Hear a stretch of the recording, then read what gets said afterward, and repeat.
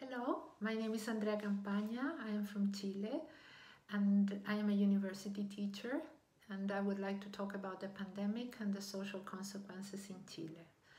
First, I would like to address the issue of health and tell you that 80% of the population in Chile has access to public health. But there are several problems with public health in Chile. First of all, there are long waiting lists to have an operation. You can wait for years, and also long waiting lists to see a doctor. If we think about the pandemic, then the main worry is whether the private sector will have more access to certain health issues than the public sector. So the public sector is worried as to whether they will have access to beds, respiratories, and ventilators, for example. Another issue that is pressing at the moment is pensions. Pensions are in the hands of the private financial sector. Therefore, they make profit out of our savings. So pensions are very low in Chile, and if we take into consideration the fact that the population that is most at risk is the elderly, then this problem becomes even more serious. I would also like to talk about labor. 28.5% of the labor in Chile is informal. That means that if you do not work, you cannot receive money. And people work on a daily basis.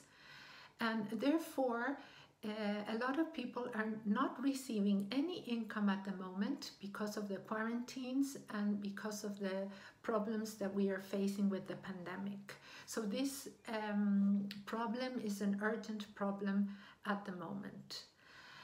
I would also like to to address the issue of housing. There are camps in Chile where there is very little space. People live overcrowded and they do not have any access to water. In some other cases, they have access to housing, but the house is very small. Therefore, the social distancing is not able to be done. And there have been issues emerging, such as domestic violence and mental problems. And lastly, I would like to talk about education in Chile. Education has long had problems with inequality, especially the public sector. And therefore, today, the solution is doing classes by internet. And although it is a good solution, we cannot think that everybody has access to these classes by the internet, and therefore the inequality still remains and it's prolonged because of this.